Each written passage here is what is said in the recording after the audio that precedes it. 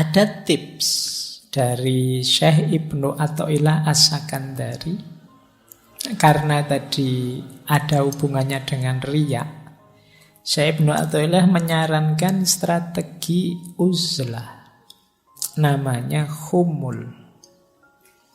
Khumul itu menyembunyikan diri, mengubur diri, itu khumul. Makanya mungkin ini istilah ini diserap oleh bahasa Jawa jadi kemul.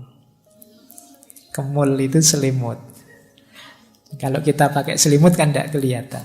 Kata saya Ibnu Athaillah, itfan wujudaka fi ardil khumuli fama nabata mimma lam yudfan lam yatimmu nata ijuhu. Sembunyikan wujudmu pada tanah yang tidak dikenal. Sebab sesuatu yang tumbuh dari biji yang tidak ditanam tak akan berbuah sempurna. Kalau kesusu ingin tampil, kesusu ingin kelihatan, ya kita tidak akan tumbuh. Untuk bisa tumbuh, kita harus masuk dulu tidak kelihatan. Nah, ikhlas juga begitu. Ayo kita latihan ikhlas dulu. Jangan kesusu pamer dulu. Jangan kesusu ingin dikenal, ingin tampil, ingin terkenal dulu. Ayo menyempurnakan diri dulu. Ayo melatih diri dulu sampai di level ikhlas yang kita tidak lagi punya pamrih duniawi, target-target yang tidak penting selain Allah. Kalau sudah mampu ikhlas, saatnya kita kelihatan. Pasti akan kelihatan. Maka strateginya menurut saya Ibnu Athaillah khumul. Jangan kesusu pamer, fokus saja pada perbaikan diri sampai ke level ikhlas. Jadi strategi pertama ini. Strategi kedua, di sini kita baru ketemu mahabbah. Untuk bisa ikhlas, hubungan kita dengan Allah, ayo kita tingkatkan ke level mahabbah. Tidak sekedar level formalitas, kewajiban, apalagi keterpaksaan. Kenapa kalau di level mahabbah lebih mudah ikhlas? Karena dalam hubungan cinta, orang itu yang jadi fokus, yang jadi perhatian, yang jadi target keinginan itu hanya yang dicintai. Dalam cinta orang bahkan mengorbankan dirinya, egonya demi yang dicintai. Loh, ini kalau yang kita cintai Allah kan berarti hidup kita tadi ikhlas itu kan lillahi ta'ala, hanya untuk Allah saja, otomatis terpenuhi. Jadi begitu relasi kita dengan Allah adalah relasi cinta mahabbah, otomatis tanpa diminta hubungan kita dengan Allah jenisnya jenis ikhlas. Jadi ikhlas itu kan yang dalam mahabbah itu kan cirinya apa? Mahabbah itu unconditional, tanpa syarat. Orang yang benar-benar cinta itu kan kalau melakukan kebaikan untuk yang dicintai itu kan tanpa syarat. Tanpa aku cinta padamu asal engkau mau begini ya begitu, itu namanya belum cinta. Ini di sesi-sesi cinta sudah bolak-balik dijelaskan. Cinta yang sejati itu unconditional. Aku mau sama kamu asal IP-mu minimal 3,7 lah kalau masih. Nah, ini namanya tidak cinta. Aku mau asal gajimu sekian, ini namanya kondisional. Kalau cinta itu unconditional. Jadi sama Allah juga begitu. Tidak pakai tawar-menawar.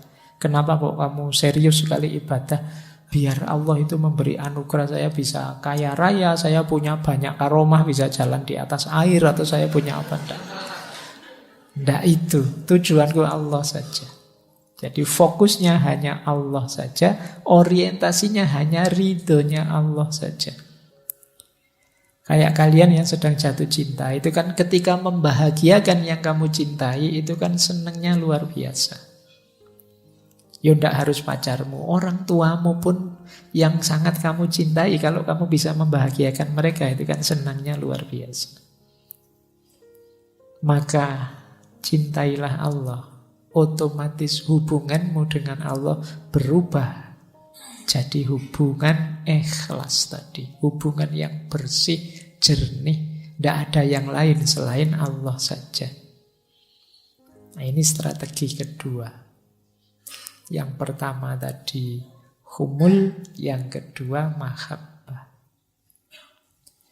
Ada tips dari Imam Ghazali untuk meningkatkan mahabbah kita menuju mahabbahnya Allah, cinta pada Allah. Jadi ini kalau bahasa saya teori dari mahabbah menuju ikhlas. Kata Imam Ghazali, ayo dipikir pelan-pelan ya. Orang itu sebenarnya secara alamiah itu harusnya mencintai Allah. Nah, ini rutenya ini. Yang pertama apa? Orang itu biasanya muhibbun li nafsihi. Cinta pada dirinya. Ini yang disebut ego tadi. Jadi ingin menyenangkan dirinya itu muhib li nafsihi. Orang ini karena ingin menyenangkan dirinya, muhibbun li nafsihi, pada akhirnya muhibbun lil muhsin alladzi ahsana ilaihi. Dia juga sebagai efeknya apa? Cinta pada orang yang berbuat baik kepadanya. Orang yang menyenangkan dia, membahagiakan dia. Nah, ini secara natural begitu. Orang itu secara alami cinta pada dirinya, berarti sebenarnya dia juga cinta pada orang lain yang membahagiakan dirinya. Nah, itu muhsin alladzi ahsana ilaihi. Berarti apa? Sebenarnya kita itu punya fitrah al-muhib lil muhsin. Kita itu sebenarnya cinta pada orang baik. Jadi karena orang baiklah yang punya kemungkinan berbuat baik padaku. Siapapun itu orang baiknya. Nah, kalau naik lagi satu level sebenarnya dari orang baik. Kenapa sih kok kita cinta pada orang baik? Karena dalam diri orang baik ada kebaikan. Berarti apa? Sebenarnya kita itu mencintai kebaikan. Kalau kita mencintai kebaikan, kalau kita berpikir lagi lebih dalam, sebenarnya ada Sang Maha Baik, yaitu Allah. Jadi semua tadi pada ujungnya, kalau kita mau merenung agak dalam, sebenarnya cinta kita itu harusnya sudah tumbuh pada Allah. Hanya saja selama ini kita tidak pernah merenung sedalam itu. Nah, ini nanti bagian yang harus kalian ulang. Dengarkan lagi ya, bahwa manusia itu pertama-tama dia pasti ingin membahagiakan dirinya, cinta pada dirinya. Otomatis berarti dia juga akan cinta pada orang yang membahagiakan dirinya, bisa membahagiakan dirinya. Orang baik yang bisa membahagiakan dirinya, berarti sebenarnya dia juga cinta pada orang baik. Siapapun orang baik, ini punya potensi berbuat baik pada dirinya, sehingga siapapun orang baik perlu dicintai. Orang baik itu disebut orang baik sebenarnya karena ada kebaikan dalam dirinya. Berarti yang kita cintai sebenarnya adalah kebaikannya. Kalau kita cinta pada kebaikan, jangan lupa ada Sang Maha Baik, yaitu Allah.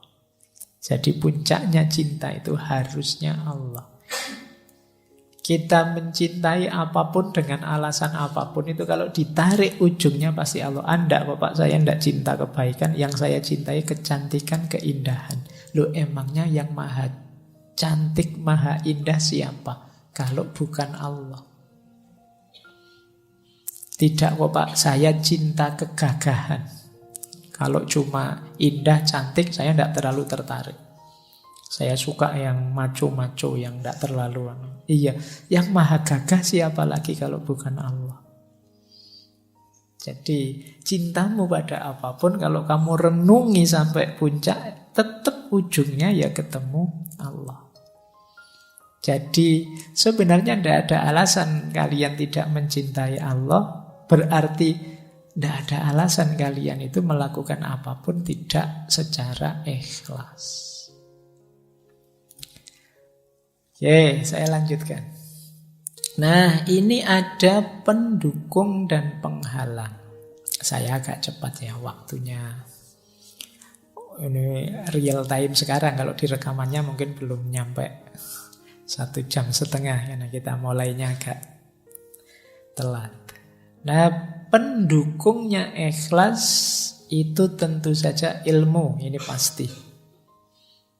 Tidak mungkin ikhlas bisa sempurna, utuh, utama tanpa kita paham apa itu ikhlas.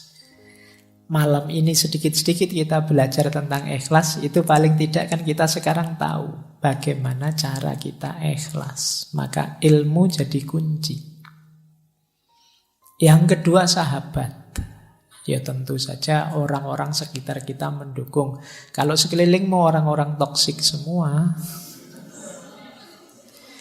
Yo, kamu tidak akan jauh-jauh dari situ. Cari teman yang enak.